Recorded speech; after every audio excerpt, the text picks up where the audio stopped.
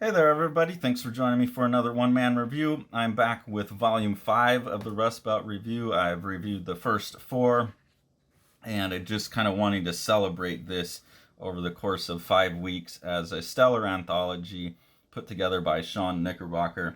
And he's got stellar curatorial taste and has a vision for what he's doing. And pretty much every cartoonist that's in here is someone who I think has potential to make great impact on the future of comics. And I think these are largely younger artists, at the start of their career, who really, it's great to see them have a venue like this that will be pushing them to continue make work. You see your stuff in print. There's a place where it's going to be printed. You're going to be working, and they're all doing stellar work. So I just want to share that. Here we have a one-page thing by Sean Knickerbocker. You can see he's an amazing cartoonist himself. They're all fantastic writers. I think that's the biggest strength of this anthology, is the writing's always great. But here, Sean Knickerbocker is revisiting the town of Killbuck, which he has done a graphic novel of, and I've done a review of that. I don't know if that got posted yet, or if it will be before or after this comes out. But it's cool to get a peek back into this little town that he's made a graphic novel of already. That's kind of one of the primary things that I enjoy about the aesthetic of this magazine, is that the majority of the stories are set in like small rural towns and are very character focused. And I think that's a commonality in the interests of all these artists. They're very dialogue driven. The dialogue's always really good. And Sean Knickerbocker is, an exemplar of that in his own work as well. And so these close looks at these towns and just getting to know the characters, it really appeals to me.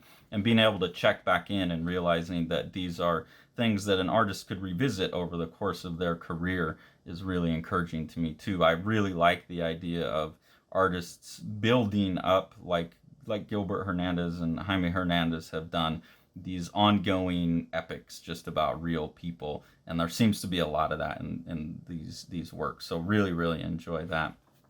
This piece here, this is by Sienna Cittadino. Sienna had something in Volume 4 that I really enjoyed because of her ability to create a sense of isolation and loneliness. In this one, and again, I think her work is autobiographical because they talk about a character named Sienna here, but she's always representing herself as kind of like an outsider. I think the impact of that was greater in the other story, but there's still a lot of these kind of isolating techniques, or like here where she's looking at everyone's feet and seeing the ground. Like the actual figure drawing and the drawings of the characters and stuff aren't there yet. I think that's something that this artist will evolve as they go longer. But a lot of the choices of shots, I think, are really well done. And then the dialogue is well done. This one also has this like weird kind of random, almost like ink spilled on the page. Like it's looking like maybe there was art on the other side of the page or something, where you get these blotches. And I don't know, it just adds like a kind of emotive texture to the thing.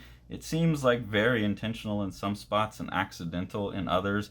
And I don't know if those are just happening while the process is going on, or what, these things just sat around the house and then got wet and just keep that. I don't know. But it adds like something to the texture of the story. Normally I would think, oh, well, you made a mess, but something about it in combination with her drawing works for me. This is a continuation of the story Pancake Jake from Volume 2 by Sam Grinberg. I was kind of lauding Sam Grinberg's writing in the first one, but also pointing out, what a stellar job he does with spotting blacks and things. I think Sam Grinberg's a very well-developed cartoonist already, someone I'd seen in a couple other anthologies, I think, and someone that I'm definitely following on Instagram and stuff, because I think there's a big kind of project building here that I'm really into. But you can also see not someone who takes any shortcuts. I mean, these drawings of rooms are absolutely chocked full of detail. But again, even within all that detail, like just absolute precision of spotting blacks in the right places so it never looks cluttered and confusing. there's always like a cleanness to all the dirtiness, and organization to it that really appeals to me. So Sam Grinberg is someone who's I'm really a fan of. Again, I don't know how old all of these artists are, but I get the sense that they're like 30s and younger. I could be wrong. Here's a piece by Jordan Speicher-Willis. This is, I think, if I remember, it was a while between me reading the first 3 volumes and the last 2. But I think these characters, Rancid and Rotten, showed up in a previous volume. I'm familiar with them from somewhere, maybe another anthology. But they're kind of just going around getting in trouble. I really wanted to point out like this drawing of this vulture here. The calligraphic dry brush going on this is really, really stunning. The character work is all nice and stuff, but this just kind of took the art to another level, I think. So I'm really, there's like things in here that I'm seeing that I'm really excited to see how Jordan Speicher-Willis kind of integrates this type of stuff into the figurative work, or maybe in the backgrounds or something, I'm not sure. But again, one of these kind of just kids wiling out in small town vibes. This is Andy Wieland's Blaisdell Blues. This is probably the most surreal piece that has been in here so far, but again has that kind of just like isolated small town aesthetic to it. But this is a character, he's kind of like hallucinating that someone's painting his closet while he's trying to sleep, and there's a thing up in the corner.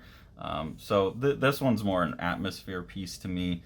Doesn't have like the kind of writing driven, dialogue driven stuff the other stories do. Here is Andrew Greenstone returning.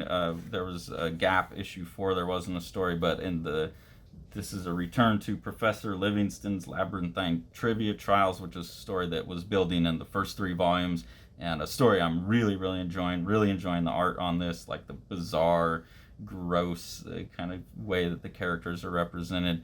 But this is a investigation by the FBI has gone in and broken a bunch of people out of this awful like Squid Games labyrinth that a guy built out, underground somewhere, and captured all these people and tortured them. And one woman has survived his game, and the FBI has saved her, and she's now like a trivia night queen. But it's looking at this woman's kind of relationship falling apart after she comes back out, and her boyfriend having to help her deal with the trauma. So it's actually really, kind of interesting from a character standpoint. But then this is a scene of the Senate investigation inquiry, I guess, where the Senate is interviewing the FBI about what they found. And Andrew Greenstone does such a great job of showing like the type of stupid questions that senators ask. They each get 5 minutes, and they're up there like trying to be serious and make people feel bad. And they're asking if there's any footage, and the FBI says, well, we didn't find any. Initially, we anticipated the retrieval of said footage, but our investigations failed to produce any. And then the senator, feels like he has to get one off on them. And so he says, and does your department feel at all responsible for this lack of critical evidence? And the FBI agent replies, do we feel responsible for failing to find non-existent footage? No, Senator. Remarkable. Director Wolf, this next question involves sole survivor of Livingston abductions, blah, blah, blah. And, it's again, that's, I think, the thing I keep coming back to. Besides having a bunch of fantastic cartoonists, it's the writing and the dialogue and all these that really appeal to me. All these writers have a very natural ear. And then you get introduced to a new set of characters in this as well that are kind of they're like in a trivia gang, and they're trying to get to the trivia nationals, and they run into this girl who's, just unstoppable because she had to survive this weird trivia / physical torture thing. And so, I don't know, I want to finish this story. Like, I wish this is already done and collected as a graphic novel, but I think by the time this story is done within the pages of Rust Belt Review, that someone will be out there looking to collect it into a graphic novel, because it's a really fun and compelling story, really, really well written. Here's a one-off by an artist named John Sammis. Really, really fantastic, like kind of Peter Arno-esque cartooning in here. The story didn't make much sense to me. It seemed like this is maybe someone who's really influenced by, I'm going to blank on his name. He did Sir Alfred, Tim Hensley. It seemed like someone who's influenced a lot by Tim Hensley in that old school Peter Arno like cartooning vein. But then the writing has the same kind of, I just don't like Tim Hensley's books in terms of stories. I've just had to come to terms with the fact that I like his art, but I find his work unreadable. This kind of had that same, like, I don't know, overly invested in old movie character, kind of stuck in the past writing to it as well. Like your interests have got too niche, but the cartooning, like with Tim Hensley, is so good that I'm really curious about the rest of this artist's work. So, I hope to see more by him and longer. I think that would be interesting. This piece here I really, really enjoyed. This is by Matt MacFarland.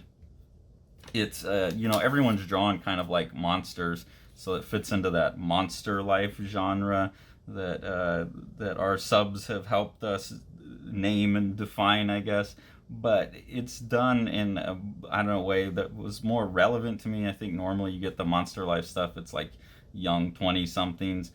This is someone later in life who has been in a long-term relationship and gets out of it and is then dumped into the world of the youth through online dating and not really knowing how to do it and any of that, but then starts finding pretty immediate success, finds one woman, he has a pretty intense relationship with her. She kind of wants to get serious and it freaks him out because at the same time he's having more success with online dating and is like seeing a couple other women on the side, and he's trying to navigate the ethics of that. I haven't really made a commitment to anyone, but like also she kind of obviously expects it, and he's also just surprised. You can tell he's representing himself as a big hairy Sasquatch, so he doesn't think he's attractive, and he's also finding out the kind of bizarre truth that in your 30s you can go kind of either way, 10 years on either side of you almost,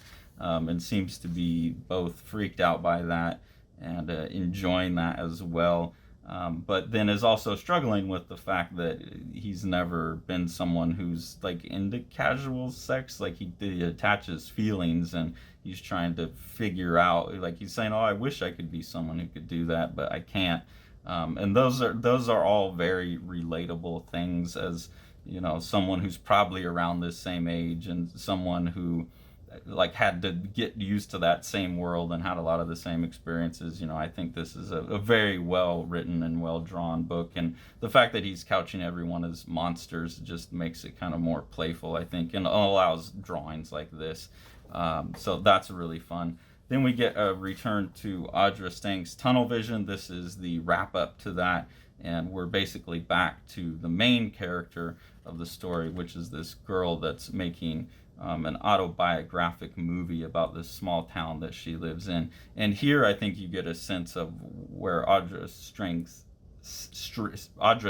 strengths really are, which are in these backgrounds. The sense of texture, the way she uses the pencil shading and directional mark making to build up the image. And then here, I'm assuming that these are shots then from the film that the young girl's working on with her voiceover going over top of it. And I just love all of this drawing, the compositions, the like decayed, like rural, I don't know, this just feels like where we live now in Alabama, if you drive out of town for a little bit. So it really feels like it's capturing something really true about the United States that we live in now, and just excellent compositions, excellent drawings, excellent representation of texture and all of that. So really, really enjoyed that. Then this issue, volume 5, is particularly cool because it has this little tipped-in comic that you could just cut out if you wanted. I'm going to leave it in here, but this is Pistopia Presents Bruce and Lola. It looks like 22 but this is by Pat Rooks, and you can get a sense of the art here. Trying to keep it on screen. It's actually kind of nice that this is tipped in like this too. I mean, obviously this is something where the artist wants it in color, so that doesn't fit with the rest of this. But it's really a different it's more like this sci-fi vibe and a little bit more surreal in the writing than the rest of it. So it really does feel like this is something where Sean Knickerbocker really liked it, but also kind of understood it stands alone and it has its own kind of cover presentation and anything. It does feel like an outlier. It's interesting. I really like the art, but it doesn't quite set with everything else. And so I think it's really, really interesting that it got tipped in like that. And again, that kind of speaks to me of like Sean Knickerbocker's intelligence as a curator. You know, he's putting together a package, but he's also putting it together thoughtfully with a pretty consistent vision, and realizes when something kind of sets outside of that vision, but he still wants to share it. So that, I could be over reading into it, but I don't know, it really felt like that to me. Then we return to Alex Nall. I'm not sure that this is returning to his small town from town and county, but this is another Alex Nall comic, and it's about a grandfather kind of passing on some baseball knowledge and some old family history to his grandson. Again, with Alex's work, I kind of feel like every time I see it, I see an evolution in his cartooning abilities, you know, where an image like this is just really fantastic and communicates a lot. And the way he's drawing the grandpa's hands in here, you know, these old gnarled hands, I think is really done well with these little bumps on top. So that's another thing I'm really enjoying about this anthology, and seeing these younger creators. You know, Alex I know is younger because I follow his Instagram. I could be putting that off onto other people unfairly, but it just seems like I'm seeing development in each one of these. You know, each person's getting better. Sean Knickerbocker, from what the Volume 4 said, he's into his 30s, and you can see here that he's got his style pretty worked out. I mean, just some amazing compositions. It reminds me a lot of it reminds me a lot of Sammy Harkham's stuff. That seems to kind of be the compositional and cartooning vibe that's behind this. But yeah, I mean, just really great stuff. This is a continuation of this kind of heist story where these two characters are trying to get money out of other two characters. Yeah, it's just really well written, really fun story. Another one of those ones where you're like, I kind of just want to read it all at once. You know, it's inevitably got to be collected and released as a self-release. I think a lot of the things in here probably should be collected as some of the longer ongoing stories should be collected as their own pieces when they're done, because they sit very well in the anthology, but they also deserve that like straight through read of someone actually finishing like a significant work, you know. So that's really the kind of thing that you're getting when you're getting Rust Belt Review, is you're getting a good spread of up and coming cartoonists. You're getting a good view of a couple ongoing projects early that, you know, will eventually hopefully be collected. It's just a stellar body of work, stellar writing, stellar art all the way throughout, and I could not recommend this enough. I hope everyone goes and gets all 5 volumes that have come out so far and continues to support this, because I think supporting stuff like this is the best thing that we can do for the future of the medium, because everything that's in here feels like, you know, stuff that should be important already, or artists that are working their way towards something very important. And I can't think of anything better to throw your money behind than that kind of project. If you enjoy what we're doing here on the channel and you want to support us, the best way to do that is through either our Patreon, where we have 2 different tiers of engagement. You can either just get early access to our videos, or you can, at a higher tier, subscribe to get previews of the graphic novels that Sean and I are working on, and the ability to vote in our ongoing webcomic experiment, Pranay Day. Any of the money that we make from the Patreon just goes back into helping us buy the books that we review, so that lets us keep the channel going and put some money back in some other creators and publishers' pockets. That's all really, really appreciated. And then the other way to support Living the Line, to directly support Living the Line itself, is to support what Sean's doing with Living the Line Publishing. So we'll go ahead and take a look at one of his books now. Centralia is an awesome, gorgeous comic by rising Dutch star Miel van de Peet. This is his first work. It's a really great sci-fi story. There's a world in the future where the sun has gotten so hot that people can't be on the ground, so they have to run around. There's a lot of conceits that go with that. You know, what is the world that looks like? And I think you can see by the art that Sean's description of this book as like a Moebius for young adults, a YA Moebius, is a really great description of this really gorgeous and like wild, wacky, fun book.